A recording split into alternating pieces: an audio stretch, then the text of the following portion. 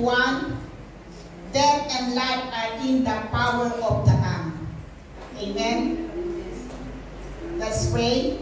Ama, maraming salamat po sa iyong mga salita na napaka-makapangyarihan, Panginoon, na sa pamagitan, O God, ng aming pag-declare, O God, ng iyong mga salita, Lord, death and life, Lord God, ay nagkakaroon ng manifestation, Panginoon. Salamat po, Ama, ikaw pong sa manuna, ang iyong Banal Espiritu sa aking pag-exhort na ito, at inyong pangalan lamang isang mataas at maluwalhati.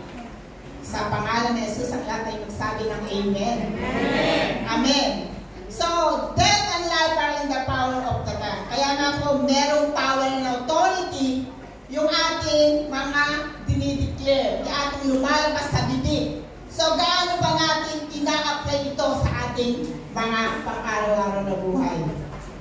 Gaano natin pinapahalagahan ang bawat salita na lumalabas sa ating bibig?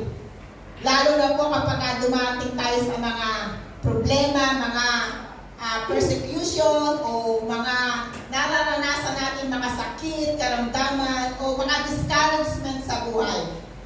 Alam niyo po, ito po ay napaka-importante na maunawaan natin yung ating pong power and authority ng ating mga words. Amen? Amen. At alam niyo po, habang pinag-aaralan natin yung series ng authority and power, sa pangalan ng Jesus, ay nakita ko po kung gaano ako ka-powerful. Kung gaano ka-powerful, maging yung lumalabas sa aking bibig. Amen. Amen. Kasi nga po, it brings life and death. Amen? It brings life kapag according to God's Word, ang ating mga na-confess. So, but it gives destruction, it invites the enemy to attack us kapag negative po at contradiction po sa salita ng Diyos. Ganun po, ang ibig sabihin niya, death and life are in the power of the tongue. So, yung pong power and authority na meron po tayo, yun ay naging effective lamang. Maliban na ito, ay i-declare natin at sabihin. Amen? Amen? Yung power in the name of Jesus, kapag sinasabi nilang meron akong power sa ating kaisipan lang, pero hindi natin sinasabi, hindi natin ina-apply, ay hindi po ito magiging effective sa ating buhay. It will not create anything, life and blessings in our lives. Amen? Kaya nga po, alam niyo po, habang pinag-aaralan natin yan, ay mararanasan, tinatest po ng Panginoon ang ating pong faith. Amen? Amen. At ito po, sa aking pong buhay, ay natest po yung aking faith po sa confession po, sa mga salitang lumalabas sa aking bibig. Sa pagkunitong mga nakakaraang linggo, siguro mga 2 weeks ago na naghahanap kami ng bahay. Talagang napakatataas talaga ng presyo sapagkat yung pong bahay namin ay sinabihan na po kami ng may-ari na kailangan na po kami maghanap ng bahay dahil binibenta niya nga po yun.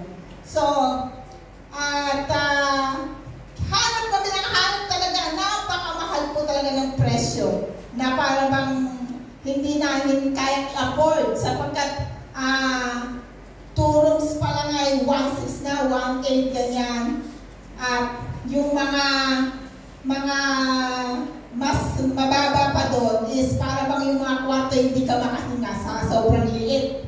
Ganon. So, para bang nakakawala ng pag-asa dahil ganon na yung trending ngayon, napakamamahal na, hindi ka na talaga kahabagan. Ay tumawad ka pa, di ba?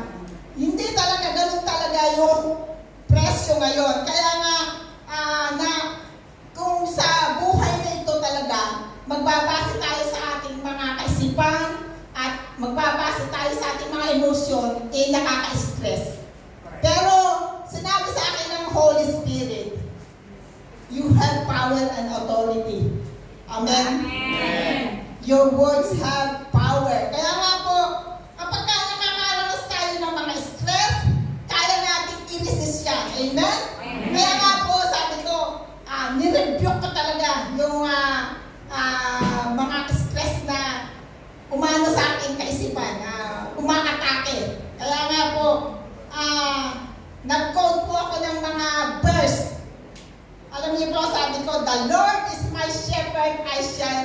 1. He makes me lie down in green pastures. He leads me beside quiet waters. He refreshes my soul. Yung po binigay sa akin na salita ng Panginoon, to resist. Alam niyo po, kailangan po pag nag-resist tayo, pag nagpapalayas tayo ng espiritu ng demonyo, spirit of stress, worries, ganyan, we have to declare what the promises of God in our lives. Yung po kasi yung resistance na tinatawag, hindi po tayo nagre-resist na base lang sa ating emosyon. Amen? Amen. Kaya nga po, napaka-powerful po ng bawat salita na lumalabas sa ating bibig kapag meron po tayong nararanasan ng mga stress, ng mga problema. Hindi po natin sasabihin kapag nagkakasakit na tayo ay wala na yatang kagalingan itong sakit na to, o kaya wala nang kalutasan ng problemang ito. Hindi na yata ako bibigyan ng Panginoon ng paper na sa aking papel. Parang these are contradiction sa mga pangako ng Diyos. Kaya nga we have to stand firm doon sa sinasabi ng Panginoon. Amen. Yung katotohanan. Sapagkat katotohanan yun. Ang kasinungalingan ay hindi nagpo-provide ng Panginoon. Amen? Kaya nga, kapag tayo ay dumarating yung atake ng kalungkutan, i-declare lang natin kasi mayroong power ang ating mga sinasabi. Sabihin po natin, I am redeemed from the curse of poverty. Kapag tayo ay kinakapos, sabihin natin, my God shall supply all our needs according to His riches and glory. Amen? I am loved by God. Kapag ang feeling mo, hindi yata ako pinapakinggan ng Diyos. Mahal ka ng Diyos. You are a daughter and the son of God. Amen? Yung po yung mga kinukumpes ko kapag I feel discouraged. Kasi po, He will never leave us nor forsake us. Hindi niya kayo pababayaan. Tayo kanyang mga anak. We are more than conqueror in Christ. Palayasin mo, stress, lumayas ka sa pangalan ni Jesus. In Jesus' name. Kasi may power po meron po tayong power and authority in the name of Jesus. Amen? Amen. Kaya nga po, napakabuti ng Panginoon. Alam niyo po, nagkaroon po ako ng perfect peace. Nawala po talaga yung stress, nawala kasi pumalit po yung katapatan ng Diyos. Pumalit yung makita ko, yung faithfulness ni God dun sa kanyang salita.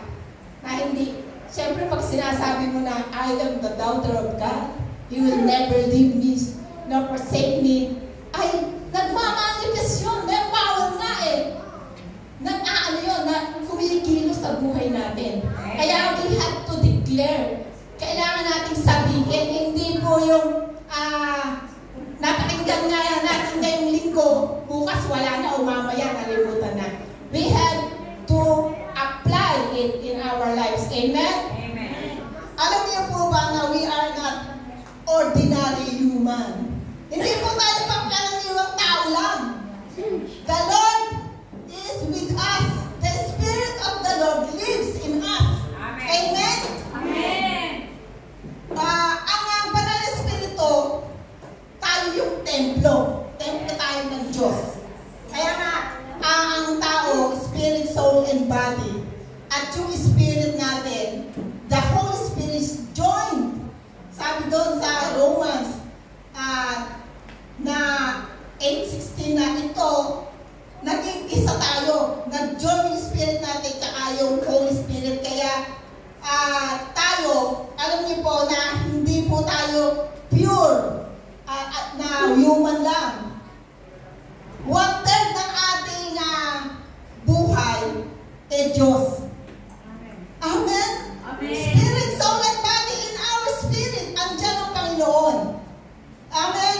Kaya nga po, we are not ordinary. We are powerful. Kaya nga po, sa bawat salita ng Diyos na ating pinapanampalatayanan, ang backup natin ang Panginoon, ang Diyos. Kaya nga, we have to be bold lang. Maging confident tayo na sa bawat pagsunod natin sa mga sinasabi ng Panginoon, andyan siya. Siya yung we